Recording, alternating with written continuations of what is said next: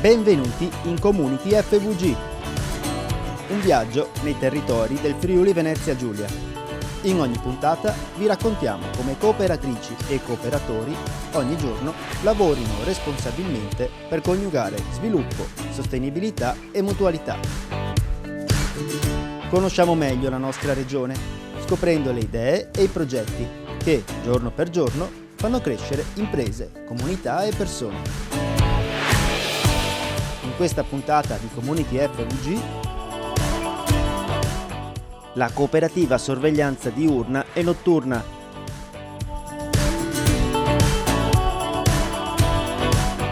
Il mondo della pesca. Ne parliamo con Giovanni Dean di Confcooperative.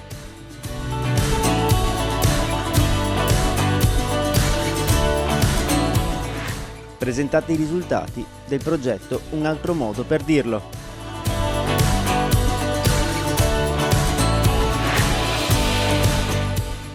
La cooperativa sociale La Quercia. Ora cominciamo il nostro viaggio. Mondo cooperativo.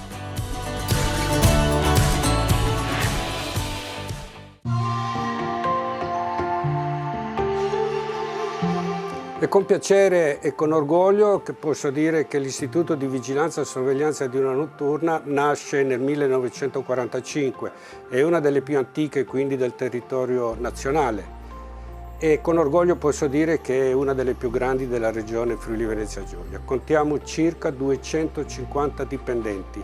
Operiamo da allora all'interno delle strutture portuali, allora magazzini generali storicamente, oggi ente porto, autorità portuale. Operiamo con l'articolo 134 del TUPS che prevede gli istituti di vigilanza, quindi guardie giurate armate. Siamo nel mercato di Trieste, Gorizia e Udine per il nostro settore. Le nostre attività sono quelle previste dal TUPS, quindi piantonamenti, servizi ispettivi, impianti, progettazione impianti di qualsiasi tipo di sistema di anti-intrusione di videosorveglianza, come ho già detto in tutta la regione Friuli Venezia Giulia. Possiamo dire che la nostra specificità è quella delle strutture portuali, perché nasciamo all'interno del porto e siamo maturati in questa specialità e possiamo dire che in tutto il territorio nazionale è l'unico istituto di vigilanza in grado di poter dare un servizio di security all'interno delle strutture portuali. Dopo i fatti che sono successi l'11 settembre del 2001 che tutti noi conosciamo, ci siamo specializzati in particolar modo in quel settore lì. Con grande orgoglio posso dire che controlliamo dal punto di vista della security tutto l'Alto Adriatico, da San Giorgio di Nogaro fino alla piattaforma logistica di Muggia, in particolar modo con il servizio di security, quindi è un particolare servizio che richiede una certa professionalità da parte delle guardie giurate attraverso dei corsi di specializzazione, il cosiddetto decreto ministeriale 154 che è stato recepito dalla Comunità Europea e poi dalla nazione Italia facente parte della Comunità Europea è denominato il decreto ministeriale 154. Questo ci permette di poter lavorare in materia di security. In poche parole, sostanzialmente qual è la nostra attività? La nostra attività è quella di controllare il bene pubblico e privato attraverso varie forme, che sono il piantonamento, le ispezioni notturne attraverso mezzi e attraverso macchine, controllo attraverso videosorveglianza, tutto dirottato alla nostra centrale operativa che custodisce, segue tutte quelle che sono le attività lavorative delle guardie giurate. Ci tengo a sottolineare un aspetto molto importante, è da allora, parlo dal 1960-70 che noi aderiamo al mondo delle cooperative, un mondo in cui c'è una forte aggregazione, una grande aggregazione nazionale dal quale ho ricevuto e ho dato tutto quello che è stato possibile in termini di collaborazione.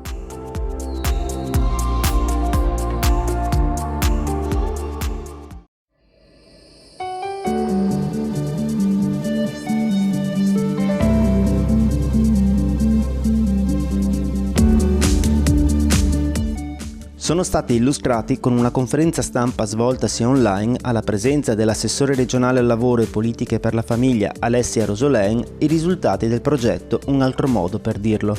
iniziativa che la Cooperazione del Friuli Venezia Giulia ha avviato per promuovere una cultura del rispetto e della parità di genere. L'iniziativa fa seguito ad un lavoro iniziato con la sottoscrizione nel 2018 tra le prime regioni in Italia di un accordo per il contrasto alle molestie di genere sul luogo di lavoro, congiuntamente alle organizzazioni sindacali e la consigliera regionale di parità.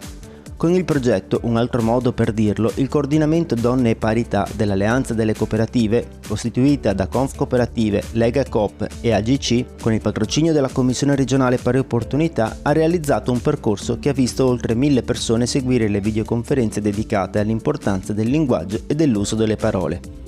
A presentare i risultati Paola Benini e Federica Visentin, che hanno evidenziato l'importanza del tema proprio per promuovere una cultura del rispetto nei luoghi di lavoro e non lasciare spazio a stereotipi di genere e all'uso di linguaggi obsoleti.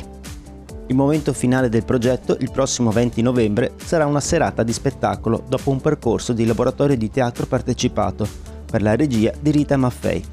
Per partecipare ai laboratori di teatro partecipato scrivere a partecipa@cssusudine.it.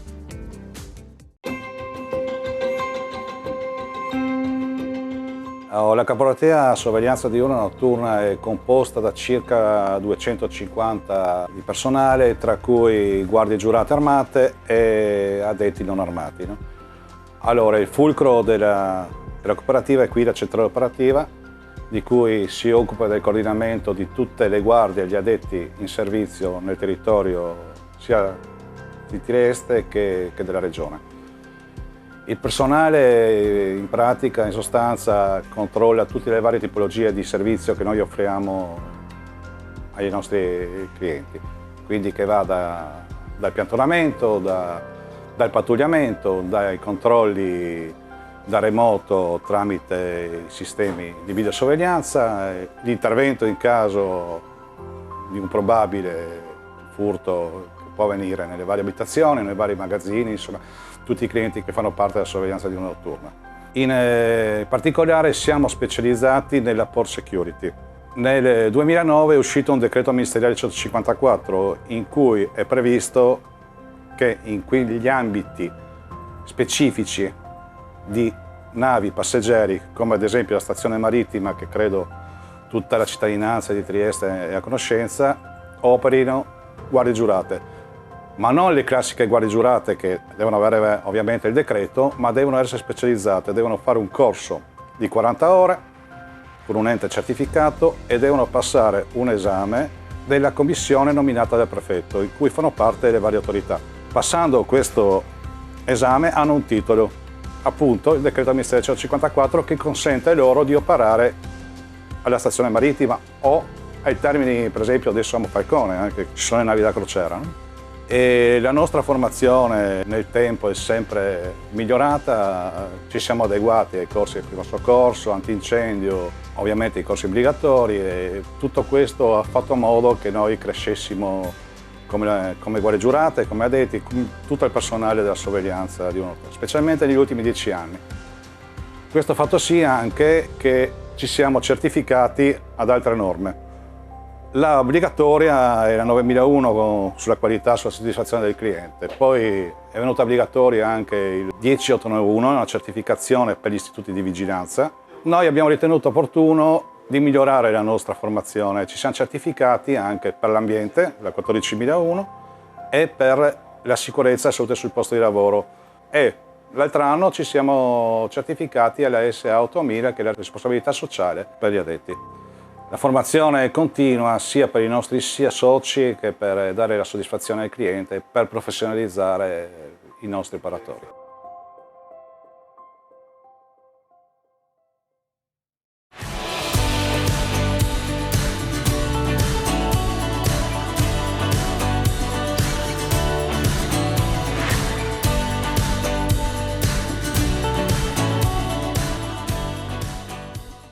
Salve a tutti, oggi siamo a Marano, uno dei cuori pulsanti del settore della pesca regionale, un settore bello, vivo, vivace, ma con molti problemi naturalmente che vanno avanti un po' nel tempo. Ecco, vogliamo fare il punto della situazione e lo facciamo con Giovanni Dean di Fedagripesca, che ci descrive il comparto con le sue luci e le ombre.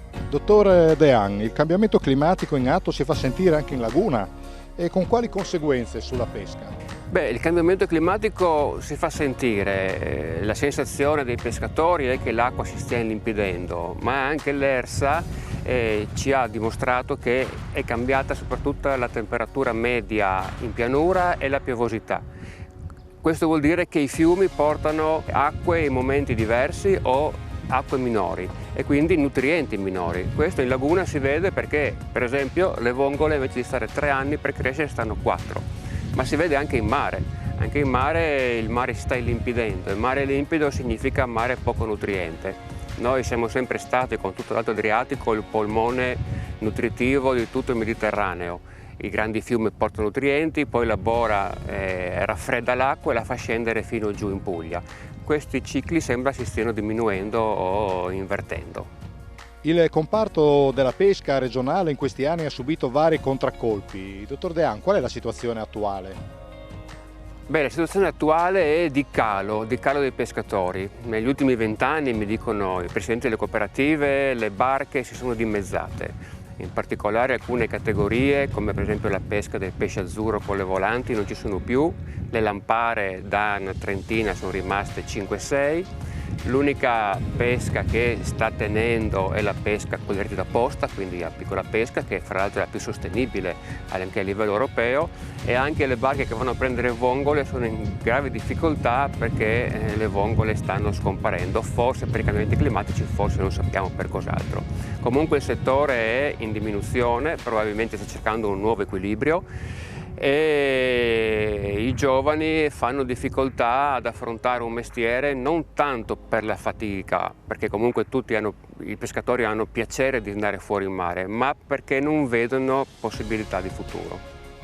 E dunque, dottor Dean, già ha cominciato a elencare una serie di problemi, ma se dovessimo entrare nel merito di questi e degli altri problemi che come dire, un po' stanno assediando il nostro settore della pesca regionale, che elenco ci farebbe? Passando per comparti, il comparto della pesca dei molluschi, quindi vongole e fasolari, nella nostra regione ormai da 4-5 anni abbiamo una penuria di vongole, il lupino, quindi la vongola da mare, non la vongola verace.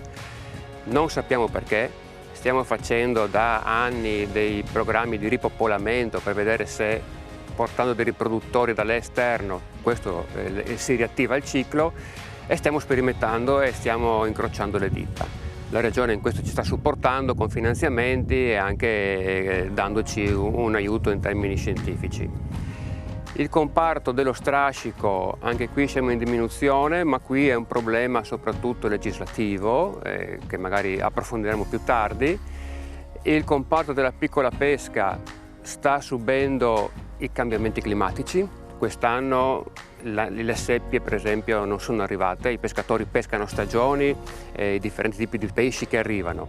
Normalmente la primavera è la stagione delle seppie ed è un grosso introito economico per le imprese, quest'anno non sono arrivate, perché non si sa. E il pesce azzurro, abbiamo il pesce azzurro nella costiera di Trieste, anche qui per via di restrizioni normative ci sono sempre meno pescatori che vanno a farlo perché in effetti c'è meno pesce.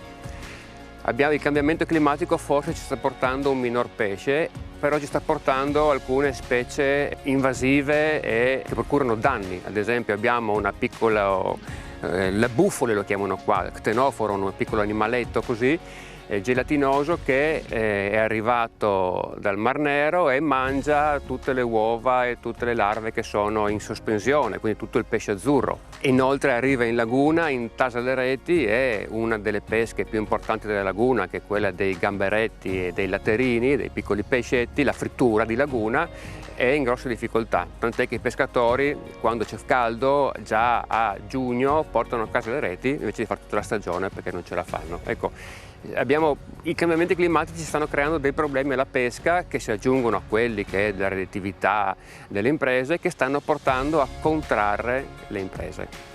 E in tutto questo si confiderebbe, si spererebbe che la legislazione o l'apparato burocratico fosse vicino agli operatori della pesca. È così? Questa è la nostra speranza sempre. Noi con la Regione abbiamo costantemente un dialogo e cerchiamo di sollecitare sempre una maggior flessibilità e velocità nell'applicazione delle norme.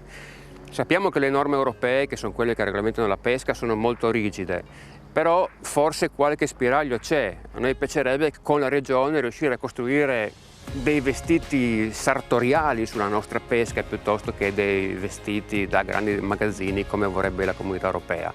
Perché la Comunità Europea legifera per tutta l'Europa, quindi dal nostro mare fino ai mari del nord dell'oceano, per barche differenti, per pesche differenti, ma con le stesse regole. E queste stesse regole, che forse sono funzionali ai mari del nord, da noi portano povertà e miseria perché le imprese non ce la fanno a starci dietro.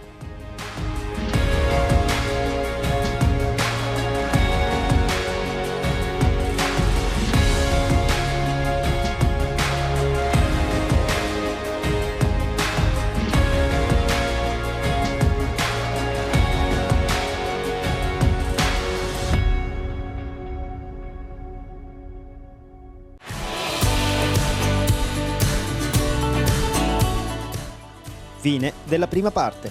Community FVG continua dopo la pubblicità.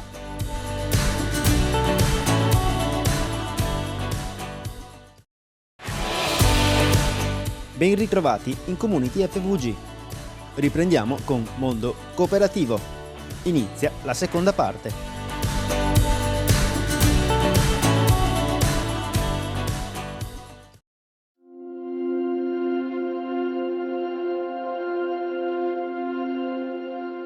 La cooperativa La Quercia, Trieste, nel momento in cui è uscita il primo DPCM relativo alla pandemia Covid-19, ha affrontato da subito quella che era l'emergenza per far sì che anche i servizi che improvvisamente sono stati chiusi, quindi tutti i servizi relativi ai servizi ausiliari all'interno delle scuole, i servizi educativi interni alle scuole, i servizi educativi territoriali rivolti a minori, disabili, i centri diurni. Ci siamo attivati affinché comunque tutte le persone, tutti i nostri soci avessero a disposizione il FIS, il Fondo di Integrazione Salariale per i soci delle cooperative. Per cui i nostri soci, anche quelli appunto che sono rimasti a casa, non hanno avuto mai nessuna interruzione né di stipendio, perché noi abbiamo comunque anticipato in tutti i mesi quello che c'era da anticipare. È chiaro che la situazione si è presentata tragica in un primo momento, quindi reinventarsi un po' quello che era il nostro lavoro quotidiano, il mantenere dei contatti relazionali attraverso le varie possibilità anche telematiche. Abbiamo rivisto alcuni servizi educativi in teleconferenza, abbiamo mantenuto alcuni approcci anche con le famiglie, in particolare quelle famiglie più fragili. Poi via via, ovviamente con la collaborazione anche degli enti pubblici che hanno sostenuto un po' questi percorsi e con tutti i dispositivi previsti, quindi mascherine, i guanti, i gel di sanificazione, abbiamo messo a disposizione 2 convenzioni con 2 laboratori cittadini che permettono a tutti i soci che entrano in contatto con possibili persone che hanno contratto il virus di fare il tampone in attesa di eventuali richieste da parte di Asugi, che ha dei tempi ovviamente diversi da quelli che possiamo avere noi avendo le convenzioni. Queste convenzioni ovviamente e questi tamponi sono a carico della cooperativa, che ritiene comunque doveroso farlo nei confronti sia dei soci ma anche dei servizi che noi svolgiamo per la comunità. Nonostante tutto ci siamo un po' reinventati, aggiungendo delle possibilità attraverso dei servizi su richiesta proprio dei comuni. Il Comune di Trieste un servizio di tutela per i ragazzi o per le mamme con i bambini che avevano necessità di spostarsi da casa, quindi di isolamento fiduciario. Durante l'estate invece abbiamo attivato anche dei servizi di centri estivi, sempre attraverso il Comune con l'appalto che il Comune dà e poi attraverso servizi piccoli privati. Da settembre ovviamente la cosa si è rimodulata e adesso siamo in chiusura comunque delle scuole e quindi ci siamo anche qua riattivati in maniera tale da non dover chiudere proprio tutti i servizi.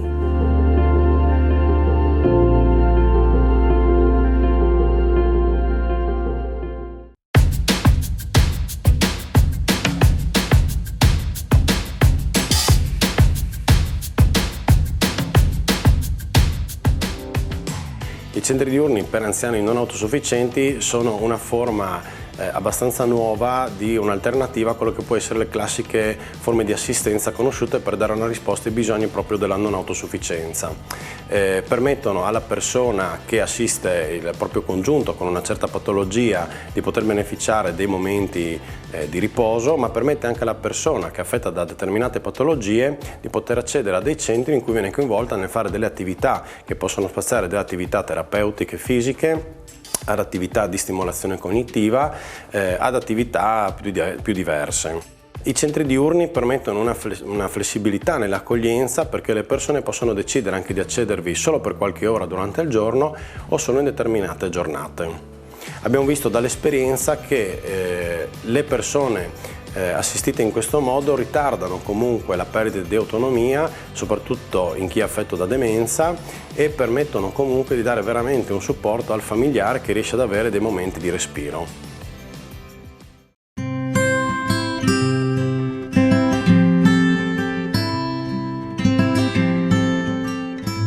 Habitat Microarea nasce da una volontà di 3 enti che hanno firmato un protocollo d'intesa. I 3 enti sono Ater, Azienda Sanitaria e Comune di Trieste. È un servizio che è nato in fase sperimentale nel 99 ma che poi è cresciuto e è diventato un vero e proprio progetto. Ater in particolare mette sul campo, o meglio sui territori dove c'è un aumento di popolazione, perché ci sono degli edifici Ater, il portierato sociale, che è uno sportello che ha la funzione di avvicinare il proprio inquilino alle istituzioni. Io mi occupo per esempio del portierato sociale di Gretta, che è uno tra i 3 sportelli più vecchi di Costituzione. Poi via via ne sono nati tanti altri nelle aree dove c'è una maggiore popolazione Ater. Quello che noi facciamo è quello di raccogliere banalmente le richieste, la burocrazia, ma anche e soprattutto di essere in rete fortissima con un lavoro di equip quotidiano con gli altri 2 enti, che quindi sono il Comune e l'azienda sanitaria, e il nostro obiettivo è quello di portare salute inteso come un miglioramento dello stato personale all'interno del proprio abitare e nella complessità dei bisogni e delle risposte alle persone. È un lavoro che richiede un'attenzione, ma soprattutto un ascolto propositivo, un sistema per entrare in fiducia con le persone, per esplorare quelli che possono essere i bisogni ma anche i rischi. Pertanto è un lavoro sociale. Se io devo spiegare cos'è il portierato sociale, dico che portierato è tutta la parte di burocrazia, quindi anche discorso di manutenzioni per gli stabili. Sociale sono tutte quelle azioni che noi promuoviamo vicino ai nostri residenti, ma anche attivi con i nostri residenti, perché esploriamo anche situazioni dove anche davanti a una risposta negativa rilanciamo le opportunità che le persone hanno. E questo secondo me è il valore aggiunto. In questo momento poi anche difficile che stiamo attraversando tutti, è un punto informativo per tante cose, lo sportello, ma è anche proprio un ascolto e un rilanciare le varie opportunità, le varie possibilità che hanno le persone. È un lavoro sociale, è un lavoro di attenzione, ma è anche un dare e avere continuo, che è il valore più grande su cui noi puntiamo, il fatto che le persone possono mettersi in gioco e diventare risorse uno per l'altro.